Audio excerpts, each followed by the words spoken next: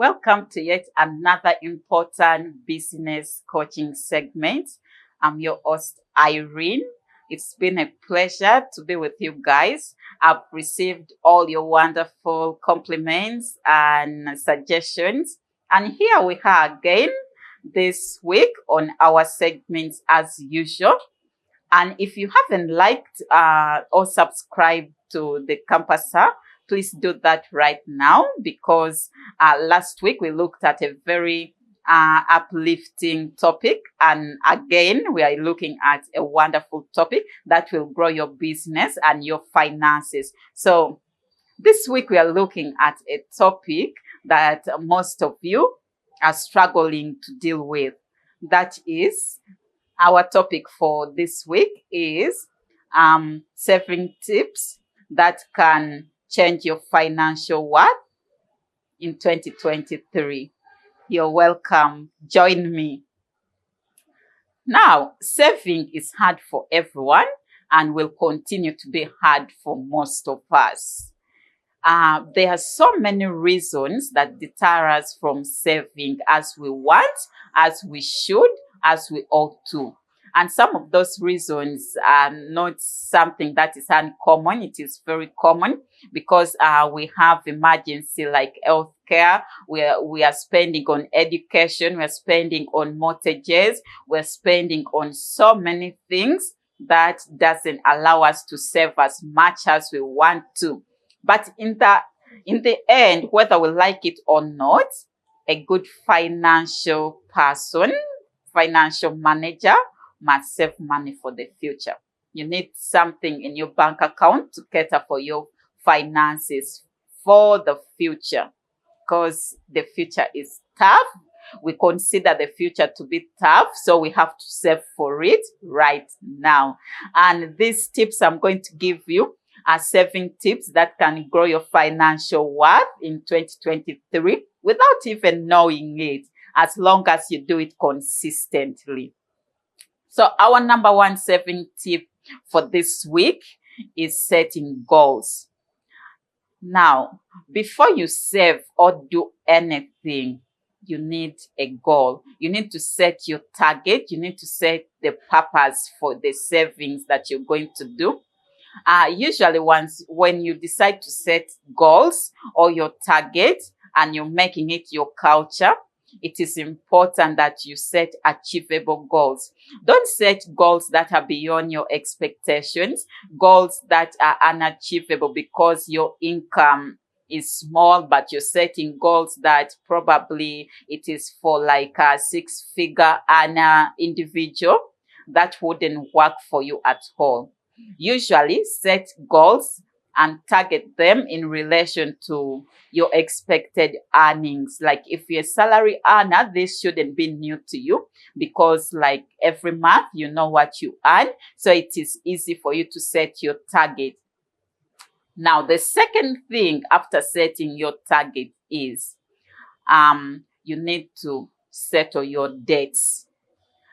Now, most times we think we can save without settling our debts. That is impossible. You cannot set money aside.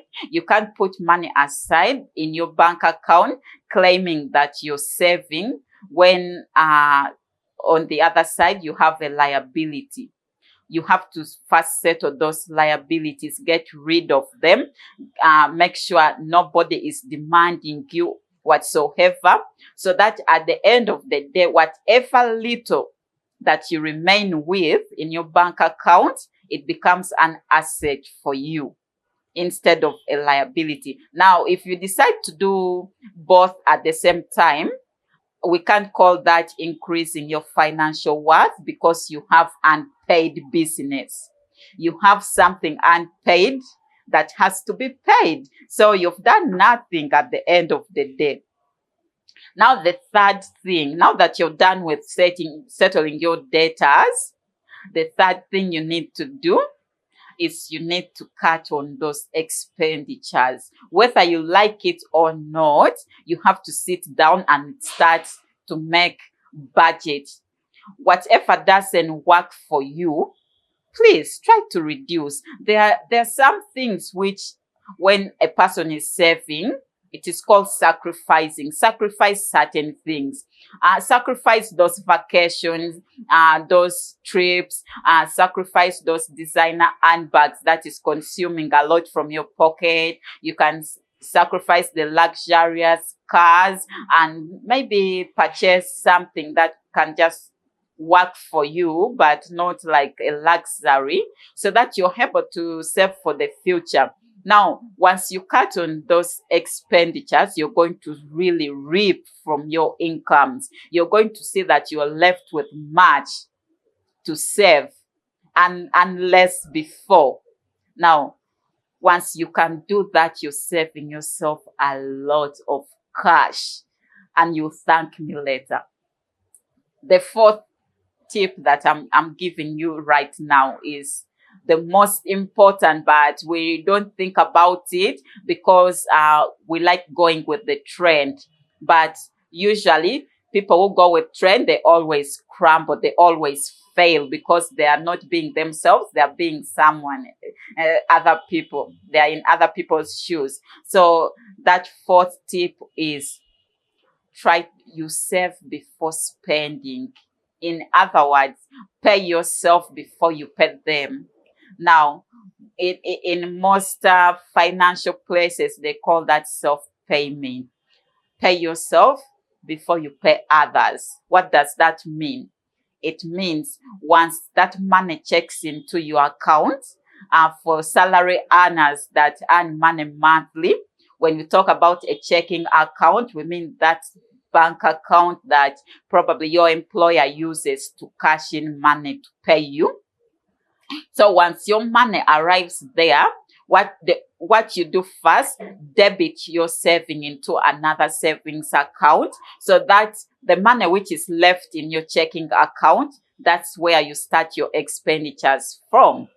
Are you seeing the relationship between those two accounts? They are different accounts. They can maybe even be similar, but they're serving what? Different purposes. So at the end of it all, the money in your checking account, you sit down, you budget on it. Make sure nothing else outside that account comes into your way for purchasing. Just use what you can afford, what is left in that account. Don't go borrowing money to make an addition on that money and make a budget which is overwhelming. Stick to that leftover income and make your budget, and you will definitely be fine because you've already saved a percentage of your income for the future. The next one is budgeting.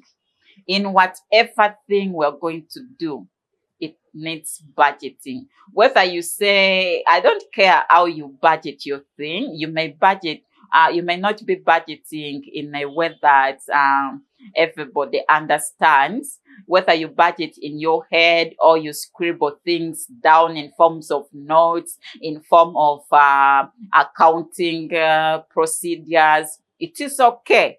What matters is, can you account for what you're spending? Can you account for your savings? Can you account for your money? Now that is budgeting. But now, for my interest, I am interested in that budgeting where you've removed your savings, then the one left in your checking account. How do you budget that one? Now that is the budgeting which will guide you and make you save more.